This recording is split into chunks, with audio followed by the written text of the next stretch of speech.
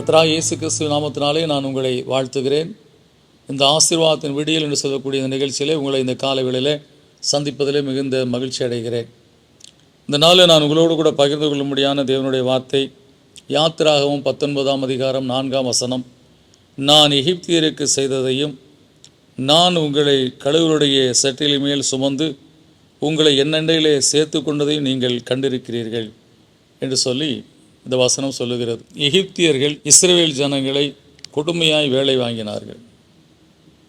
நாளொன்று வந்தது, கர்த்தர் அவர்களை விடுவித்தார்.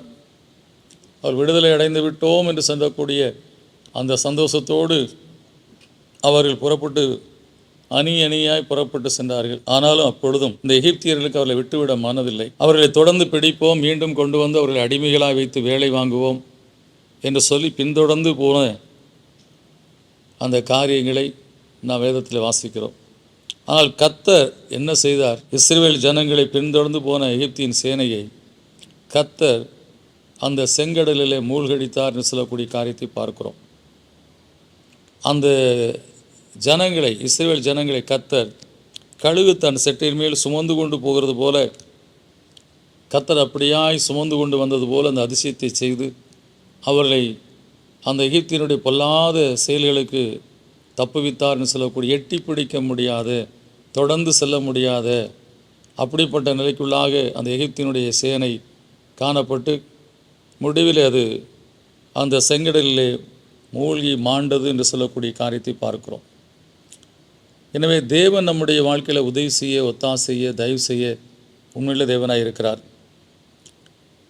நம்மை அவர் தம் மண்டையில் சேர்த்துக்கொள்ள வேண்டும், தம் ஜனங்கள் என்று சொல்லக்கூடிய அந்த நிச்சயத்தோடு நம்மை அவர் நடத்தி கொண்டு இருக்கும்போது அவர் நமக்கு எதை வேண்டுமானாலும் செய்ய உண்மையுள்ளவராக இருக்கிறார்.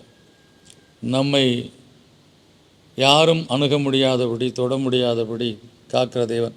உன்னை தொடுகிறவன் என் கண்மணியை தொடுகிறான் என்று சொல்லி இங்கே கர்த்தர் சொல்லியிருக்கிறார் வேதத்தில். எனவே ஒருவேளை உங்கள் வாழ்க்கையில் தொடர்ந்து பல காரியங்கள் இன்னும் உங்களை இம்சைப்படுத்தி கொண்டிருக்கலாம், வேதனைப்படுத்தி கொண்டிருக்கலாம்.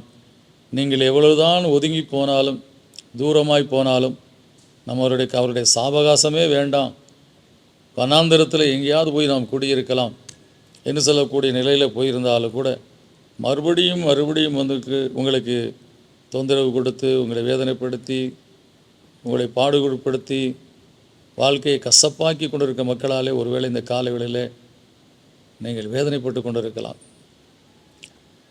இன்றைக்கு இந்த வசனத்தை உங்களுக்கு சொந்தமாக்கி கொள்ளுங்கள்.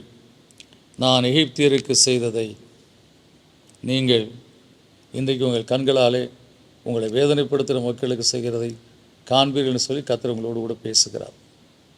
விசுவாசத்தோடு தேவ சமூகத்தில் ஒப்பு கொடுத்து ஜெபியுங்கள்.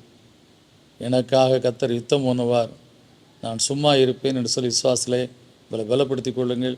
கர்த்தர் அப்படியே அவர் யுத்தம் செய்து உங்களுக்கு ஜெயத்தை கொடுத்து ஆசீர்வதிப்பார். இந்த விசுவாசத்தோடு நாம் ஜெபிப்போம். நல்ல பிதாவே, நன்றியோடு நம்ம துதிக்கிறோம். எத்தனையோ இக்கட்டுகள் குடும்பங்களில் வருகிறது.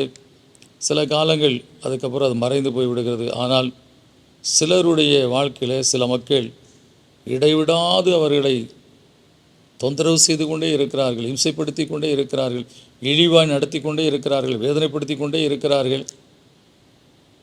அவர்கள் வாங்கின கடன் 1 லட்சமாக இருக்கும். நீ கொடுத்ததெல்லாம் வட்டி தான் கொடுத்துருக்க, இன்னும் அசலை கொடுக்கல என்று சொல்லி அசலோடு அந்த வட்டியும் கொடுக்கணும்னு சொல்லி இன்னும் அவர்களை கொள்ளையடிப்பது போல கர்த்தாவே இன்றைக்கு பல மக்களுடைய வாழ்க்கை வேதனையிலே, கண்ணீரிலே காணப்பட்டு கொண்டிருக்கிறது. எகிப்தின் மக்களுடைய செயல்கள் நம்முடைய பிள்ளைகள் வாழ்க்கையில் காணப்பட்டு கொண்டிருக்கிறப்பா. வேதனை இருந்த கண்ணீரோடு வாழ்ந்து கொண்டிருக்க நம்முடைய பிள்ளைகள் வாழ்க்கையில் இந்த காலை வேளையில் இன்றைக்கு இருக்கிற அந்த பிரச்சனைக்கு, அன்றைக்கு எகிப்தியரை ஒரே அடியாய் கத்தானீர் அந்த செங்கடலில் மூழ்க பண்ணி அதற்கப்புறம் அந்த பிரச்சனை பின்தொடராதபடி, எகிப்தியர்களை பின்தொடராதபடி நீர் ஆழத்தில் அமிழ்த்தி போட்டீரப்பா.